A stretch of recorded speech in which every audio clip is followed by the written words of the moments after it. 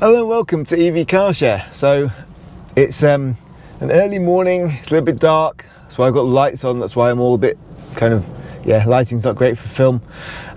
So yeah, it's about 6 in the morning, I'm at Wittering on the A1 heading northbound, and this is one of my long trips. So for work, as you can see what I'm wearing, we're heading, I've headed from Peterborough where I live, and we're heading off to Port Sunlight. So yeah, visiting a customer in Port Sunlight. I mean, if you know anything about Port Sunlight, you can probably guess who the customer is. A very big business. So we're going to go and see them. I have some equipment in the back, going to do some demonstrations, and hopefully they will be impressed and hopefully they'll make a purchase. Of course, that's the way business goes. But for you guys, you won't see that. What you're seeing is the driving. So A1 across my normal cut through towards Stoke. I won't be going through Oakham, though. I'll be taking a different back road because there's roadworks on the Oakham road, and into Melton Mowbray and through to the A50 to Stoke. And then depending on traffic, I may do my cut through, I may go round on the M's, on the M6 and the M53 or whatever it is, out towards the Wirral, and then obviously I'll get there about 160, 170 miles later. That means that I won't need to charge on the way, but obviously 170 twice, that's 200, 340. 340 miles is a bit far for this car, especially in winter like it is now. It's currently 4 degrees on my dash. So 340 is too much. I will need to charge on the way home. Also, it's going to be a nice sunny day. So on the way home, I'm thinking I'm going to go via the Peak District, because I will be finished kind of around lunchtime-ish, I think. It'll take about 2-3 hours to do what we need to do. So I think I'll be heading out maybe 1 o'clock, that sort of time. Should give me a great opportunity to do some nice driving in the Peak District. So keep it tuned to the channel and you'll see that. Currently the car estimates I will get there with 24% remaining. So obviously need to recharge on the way back. I think I will probably get there with 30%. I always predict that I'll get there a bit better. Let's say 32. Let's be a bit precise. Okay, I'll say 32. We'll see what we have. But for the moment, let's get on the road, because while I'm sat here in the car park, I'm wasting time. Okay, so let's get the move on. There is Starbucks, you can see. And if I come around this way, here is a 50 kilowatt hour charger or charge point. Nobody's using it. Did I see coming soon on the display? It seemed to have lights, but then seemed to have something on the display that looked like coming soon. I don't know, maybe they're changing it. Don't know. Anyway, who knows? Maybe I'll look back at the video afterwards and determine that one.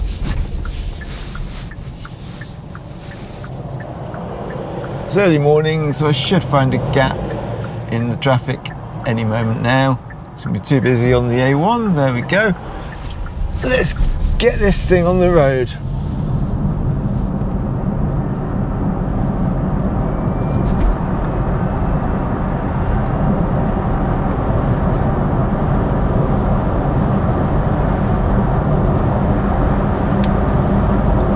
And up to speed. Oops, looks like the camera's gone a bit wonky.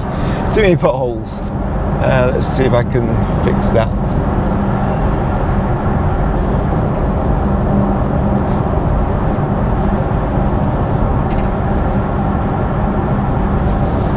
There we go, all done. Excellent. Okay, so like I said, Port Sunlight, 160, 170 miles. Obviously I won't film it all and narrate my way through the entire journey. Sat-nav says I will get there currently with 3 minutes to 9. So I'm expected there at 10. So I've left myself an hour of extra time. So Sat-nav currently saying 3 hours from here. I've left myself a spare hour. I'm going to stop and get some breakfast on the way if I have time. I always like to leave a good extra chunk of time because traffic will increase, so I will not get there for 9 even if I drive all the way. The traffic will build up. The traffic as per 6 o'clock in the morning is not the traffic you see at 8 o'clock in the morning. So whatever I prefer to do or not do, whichever sat nav I choose, Kia or Google or Waze or whichever. At 6 o'clock in the morning, none of them know what the traffic will be like. I won't be predicting traffic ahead of time at 8 in the morning. They'll just be working based on current traffic conditions. So yeah, I'm expecting a bit of traffic, maybe a stop if I've got time, and I should have enough time to get there for 10, unless something really terrible happens on the roads. So that's the plan, and yeah, leave me to it.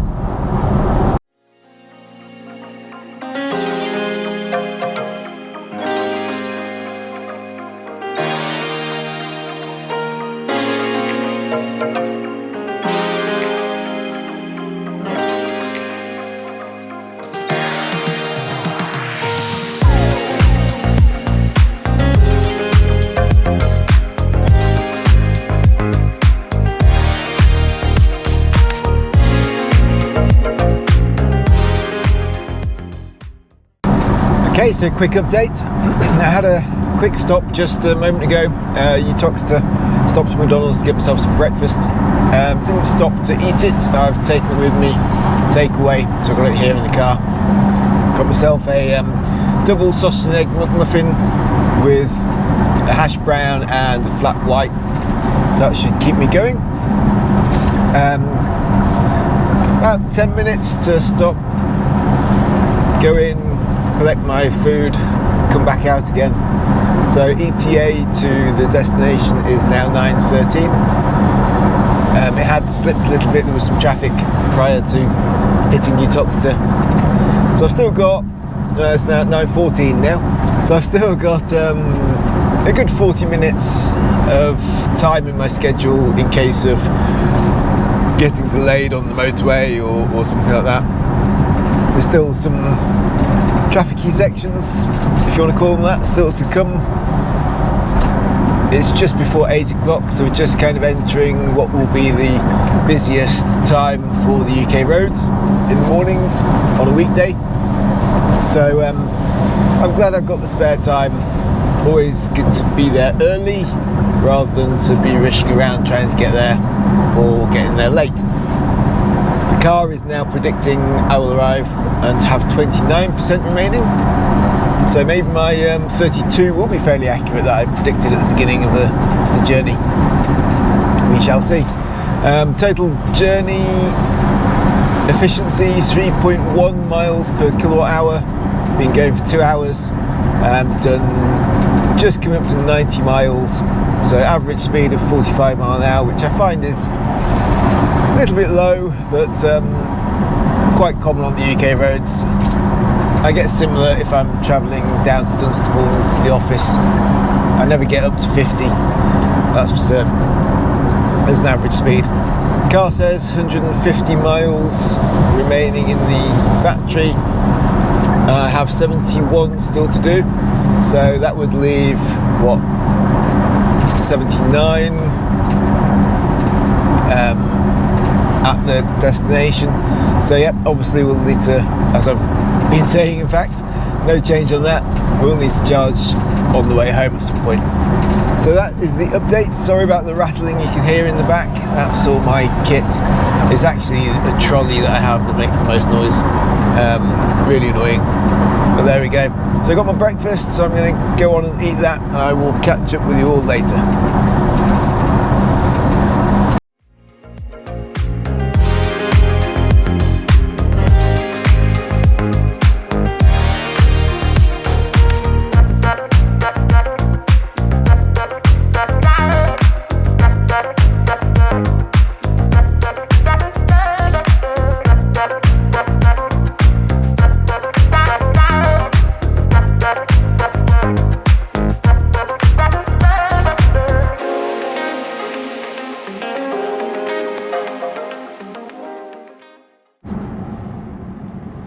So as expected, the traffic is slow, so starting to slow down a bit now, crawling through Stoke.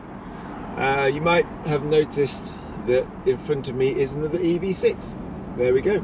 This is interesting, this is the fourth one I've seen in my journey so far. So 2 hours 23, of travelling, almost 100 miles, and I have seen 4, apart from the one I'm driving of course, 4 other Kia EV6s on the roads this morning.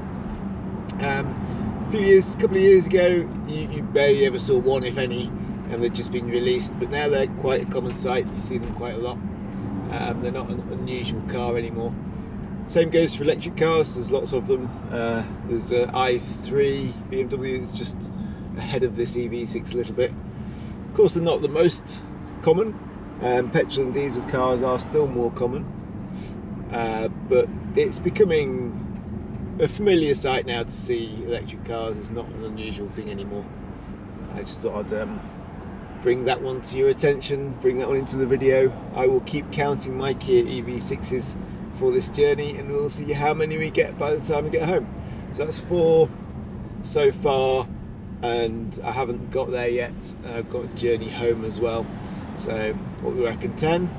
You might see 10 on the journey, possibly, who knows, we'll have to wait and see. In general, the update, 3.2 miles per kilowatt hour average efficiency for the journey. As I say, 100 miles done, 2 hours 25, 140 miles left in the battery, got 62 still to do. Estimated time of arrival 9:17, so I'm losing some of my buffer due to the traffic as expected. There's a Nissan Ariya just pulled in behind me. There's an electric car, and my estimated battery percentage on arrival destination is now 30%. So maybe my 32, my prediction of 32 will be on the nose. Who knows? We'll have to wait and see. So that's the update, and I will catch up with you again later. Hello, so I have arrived at my destination. 3 hours 46 minutes it took, so my prediction was around 4 hours, so 3 hours 46. That's not too bad. A little bit ahead of schedule, which is probably the best way to be, isn't it, really? 3.5 miles per kilowatt hour in terms of the efficiency, which is pretty good, especially for, I mean, it's March still. That's 4 or 5 degrees when I set off, so that's decent, I would say. Over 167 miles, so I said 160, 170 miles was my approximation at the beginning. 167, yep, we're pretty much there. I have arrived here with 37% battery, so the car said at the very beginning 23, I think it was. I said, yeah, it's more likely to be kind of 32 or something. Well, it's 37, so I guess with that efficiency being higher than expected, then obviously the battery remaining is higher than expected on arrival, which is great. So the car now says it's got 94 miles remaining in the battery. Obviously I have to go home. That would be 167 on the way back. Well, it won't be, because I won't take the same routes. It'll be a route across the Peak District, through the hills, some nice scenery. That should be nice. I think it will be a bit longer. I think it'll be like 175 or something like that. It might be 5-10 miles further. It will be, I don't know if it'll be more efficient or not. I mean, it'll be over and down quite a hilly section of the UK, so there'll be obviously the hills to take into account, but it won't be travelling at speed. There's no kind of 70 mile an hour, there's no motorways, it's little small roads. So whether it'll be more efficient or less efficient, I really don't know. Yeah, I haven't really got the data to say how many kilowatt hours I used to get in here, although down to 37% from 100%, so it used 63% of the battery to get here. If I need 63 to get back, then I need to get back to 63, so that will be what, 26, so I need to charge for 26%. I'll probably take it back to like 70-80% on a super rapid charger, 10 minutes or something on the way back, and that will get me home. So that's the plan. So as I say, a little bit early, not a problem. I will find somewhere to park up. Oh, found it already. And I will just check my emails and maybe have a look on some messages and stuff like that. And yeah, for 20 minutes or so before heading in to see the customer. So yeah, all is good, and I will catch up with you on my way back. So until then, bye bye. Okay, hello and welcome back. So heading back now, finished my demonstration with the customer. All seemed to go well. Hopefully they will make a purchase. That will be the plan. So heading back now home. So I have programmed into the sat nav. In fact, I will show you. Let me grab my other camera and I can show you the route. Turn it on.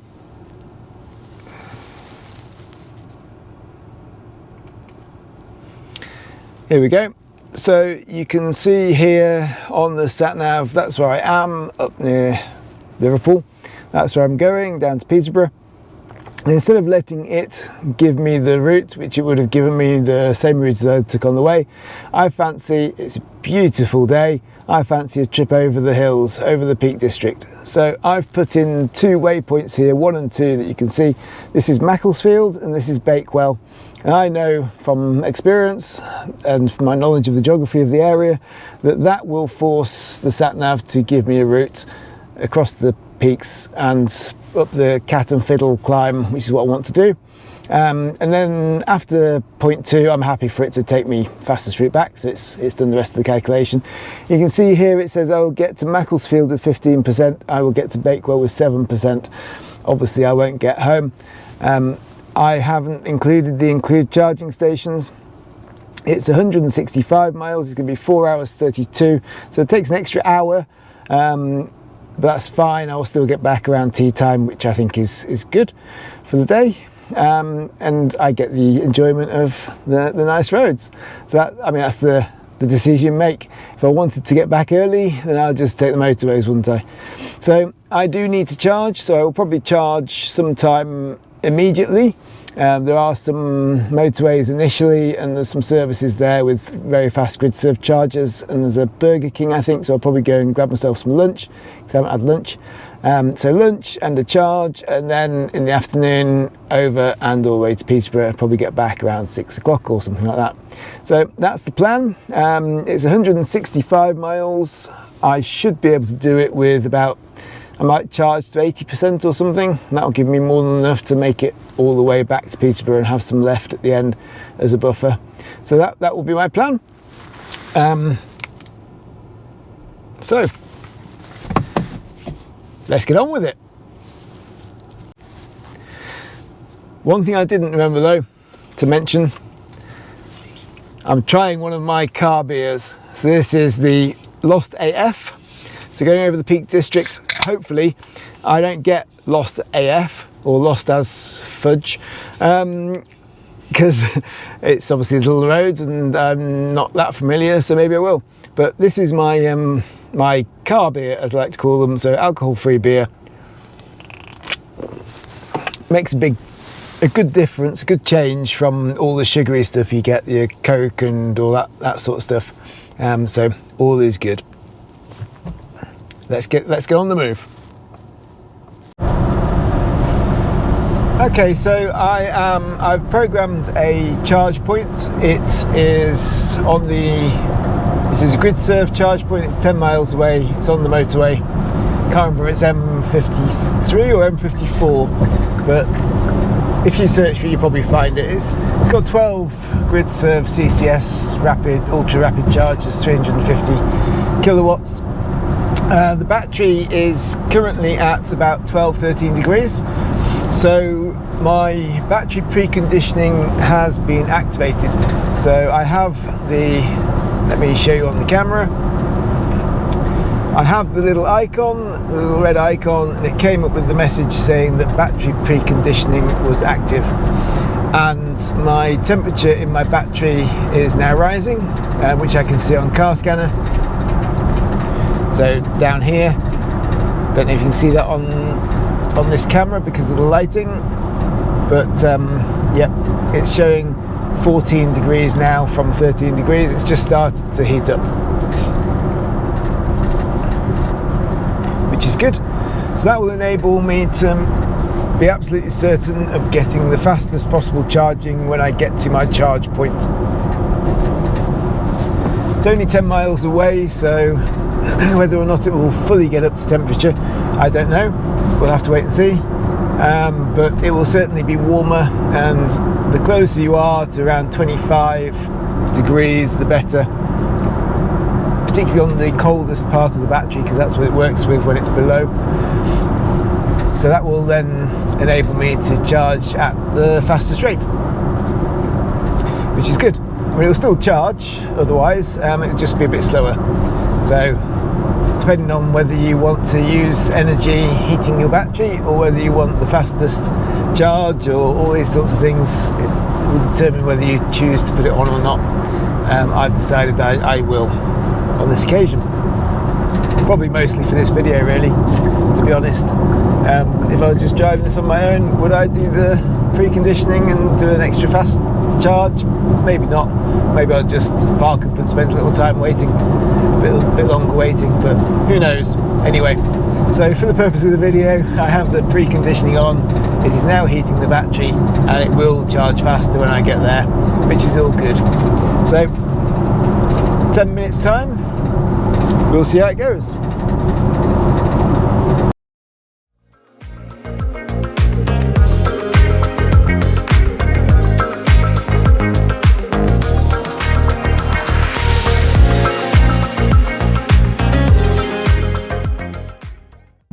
So somewhere here there will be some rapid charge stations from Gridserve, and they are the high power ones, and there they are.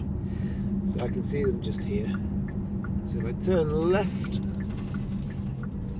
charge up in a flash with our new 350 electric chargers. Very good. So just to the left here they are. There are plenty free, so I shall use this one behind me, number 2. Okay, so there's plenty of chargers here. Guy in the van just pulling out, he's obviously finished. And then there is one other car who is charging. There's myself as well. I think there's about 15, by the looks of it, 12-15 charge points, so plenty of charge availability. The infrastructure is fine, in my opinion anyway. Obviously different areas of the country, different times of day, it will be different. But for me right now, and where I generally go, it's all good. So I'm going to get out now and set up the charging, and then go and get something to eat, and I'll come back when ready to go again. Okay, so update. There was a charging failure. So as I've always said on this channel, I want this channel to be showing you my experience of an EV, good, bad, ugly, whatever. My experience of an EV overall so far has been very good, but there are bad points, and on occasions this is what happens. So I was in the services, I was picking up, went to Lyon, got myself a burger and some of their mixed vegetable slaw stuff, and a coffee of course. And while I was in there waiting for my order, I got a notification from the Kia app saying that the charging had finished, and I was like, nah, that's not right. So I refreshed the app, looked at the percentage, it only got 38%. So got my order, came back to the car, Gridserve Charge Point had errored. No real notifications to what the error is or the reason. It gives you a whole load of suggestions as to what things you should do when you're charging. Make sure you plug it in properly, and make sure your windows are up and things like that, because some cars are apparently a bit picky on that one. So gives you all that, but doesn't really tell you what the problem is. So I plugged back in, restarted it, and it's now charging again. It got up to 170 kilowatt charging. It's now dropped back down to 113 because it's getting closer. We're at 61%, so I'm almost there. It's going to take 8 more minutes to get to 80%, which is what I'm aiming for. But yeah, my stop here has been delayed a little because of that, because I was in the services expecting the car to be charging while I was in the services, which normally is the case. Normally I come out of the services and the car's ready to go, and sometimes I'm not. Which, if I keep talking, will be the case again, because I haven't had any of my food yet. But on this occasion, that wasn't the case. The car wasn't ready to go because it had stopped charging. It wasn't the car's fault. It was, well, was it? Whose fault was it? I don't know. But plugging back in again, restarting, it is now going fine. As I say, we're over 100 kilowatt charging. It's now up to 64%. So we're well on our way. It'll only take me another few minutes and then we can set off. But as I always say, I want to show you everything. So that's why I'm doing this extra piece to camera, just to show you that it does sometimes happen. You do sometimes get the charging just stops. So while your car is charging, it's really useful to have the app or something like that and just check and make sure that things are going as you expect them to. Normally they do, but on occasion they may not. And it's worth having that coverage just to catch those occasions. Okay, so I'm going to eat now and then we will get going. Okay, charging is complete. That took 14 minutes from when I plugged back in again. It got up to, so I think I arrived here with 30%, was that right? Or around 30 something percent. It got up to 38% in that initial beginning. Then when I had to come back out, when I've got my food, it was 14 minutes from that point to 80% charged. I hadn't eaten my food in that time. There were plenty of bays free, so I didn't mind just staying here. I would have pulled into another bay if there hadn't been bays free, kind of once it finished charging. But I sat around anyway, eating the rest of my burger and that slaw stuff, and I've got my coffee. I still haven't drunk that yet. So I haven't been waiting for the car in that respect. I would have still taken that time to get my food, come back out, eat my food. It was still finished, even after having the error and having to restart it, quicker than it took me to go get my food, pay for it, come back out and eat my food. However, that still shouldn't happen. It shouldn't stop. I want to be sure that when I plug it in, it's going to carry on charging all the way through. And on this occasion, and normally it does, but on this occasion it didn't.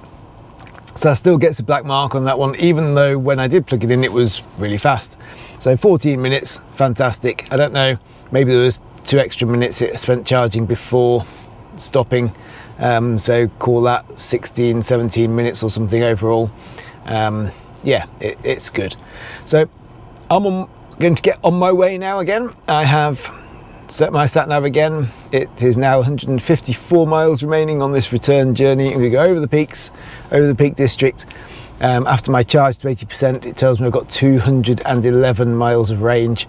So that's plenty for the 154, even if I do some spirited driving over the hills, which I'm hoping to do. And if in some strange coincidence it's not enough, then when I get to the other side onto the A1, there are plenty of charge points there anyway. South of Newark, there's a whole load of Apple Greens that I could plug into. I probably won't need to. I should get back with about 20%, I think. What's it saying? 22%. So 22% return back to home, that's fine. Right, so just time to get on the way, I guess, and let's enjoy some of this scenery.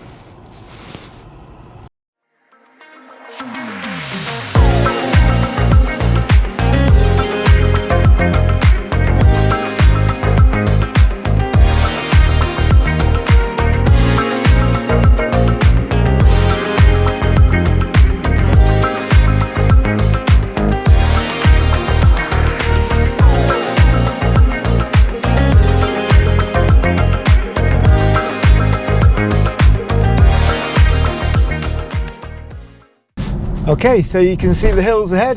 That's the Peak District we're heading up. You can probably also see ahead another Kia EV6. This is coincidence. I didn't pull over and just wait for one to arrive to follow up the hills, but that's a black one. That makes it 6 for the day. I said I'll have a guess, and I guessed at 10. So I got 5 on the way. This is my 6th of the day. Maybe there'll be a few more. Maybe there won't, maybe I overestimated.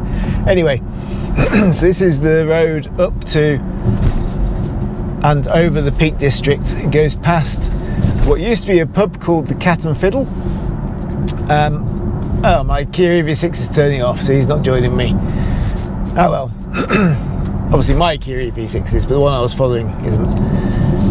So the Cat and Fiddle used to be a pub right on the top of the hills, so really high point. It closed down, it's no longer a pub, but it is now a whiskey distillery.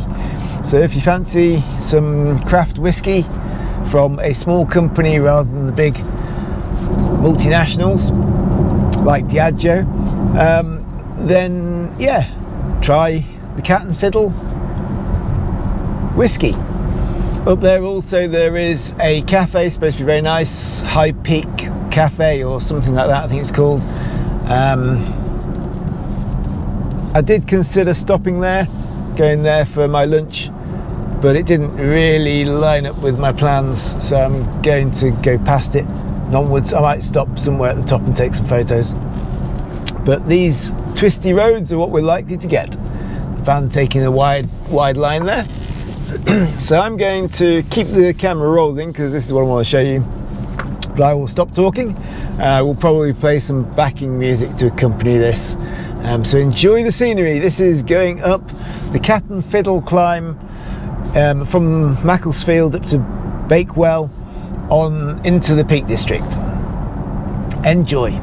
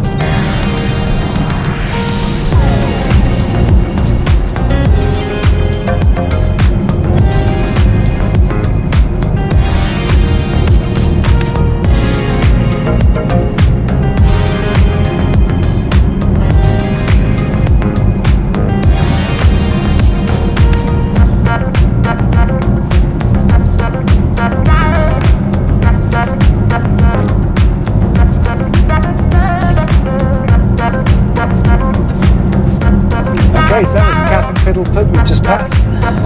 The tea room before it, Peak View Tea Room, that's what it's called, not High Peak. The whole area is called High Peak, isn't it? If I remember correctly, correct me if I'm wrong. But yeah, Peak View Tea Room, supposed to be very nice. Licensed restaurant as well, so if you fancy a beer when you're up here and you're not wanting a driving beer like I've had today. That was nice actually, the Lost Lager. Oh, sorry, not Lost Lager, Lost AF. Lost alcohol free. It was nice lager.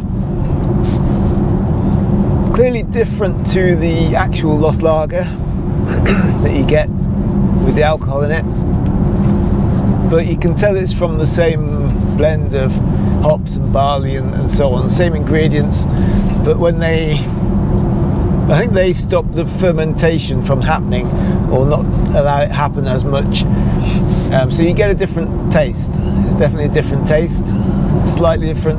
I think it's slightly sweeter tasting as well, but a good alternative to having to drink soft drinks and fizzy pop and sugary drinks or drinks with artificial sweeteners. I think alcohol-free beer is the way forward for a driving drink, in my opinion.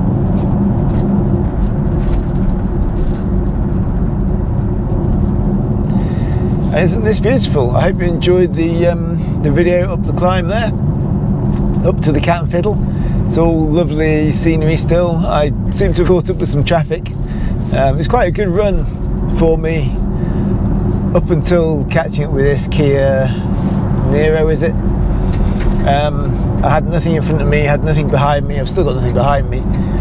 There was just a motorcycle that came past at the very beginning. Apart from that, it was nice and clear.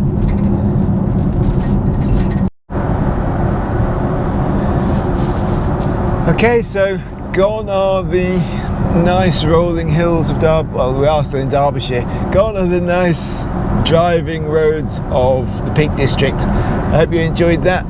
I certainly like the scenery up there, and it's quite good fun driving those roads. But life always seems to come back to the dual carriageway. Dual carriageways and motorways, and that's what we've got now for the rest of the journey. So I'm back into traffic, less scenery, faster roads, so I will now make better headway. Just an update on how things are going car wise. We have been 3.9 miles per kilowatt hour efficiency, so a higher efficiency than this morning's journey, which may be down to the difference in temperature. It's cold this morning, it's now 16 degrees this evening or this afternoon, where it was 4 degrees when I left first thing in the morning. So that's probably accounts for it, rather than anything to do with the faster roads compared to the up and over the hills and so on. I would say probably my take home from that is it makes very little difference whether you go up and over the hills or whether you go faster on dual carriageway, motorway, etc. Efficiency is much the same. The temperature does make a difference, and I think that's where the difference between 3.5 on the way and currently 3.9, that's probably where we're seeing that difference. My ETA to get home is 5:56, and my car tells me I'm likely to arrive back with 29%. Now that's actually likely to go up if my experience is anything, so 30% remaining by the time I get home. I could have charged 20% less when I was at those Gridserve charges, so instead of waiting until 80%, if I'd waited till 60%, then I think I would have still got home no problem. So that's probably what I should have done, because it's cost me an extra 20% of charging at expensive chargers. Whereas if I'd taken the risk and needed to top up, I can always top up.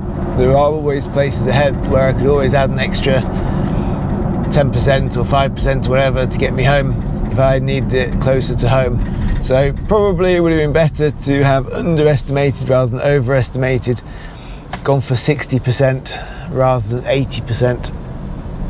I did in my mind have 70% as a possibility, but I erred on the side of caution and went for the 80%, whereas I should have erred on the side of whatever the opposite of caution is. Risk, I guess, is the opposite of caution. Is that the opposite of caution? Yeah, I think so. So erred on the side of risk, living dangerously, whatever you want to call it. So mental note for next time. But anyway, hope you enjoyed the drive through the Peak District. It was good, I enjoyed it. It's always nice in the sunshine. But for now, it's back to slogging it out on the dual carriageways and motorways.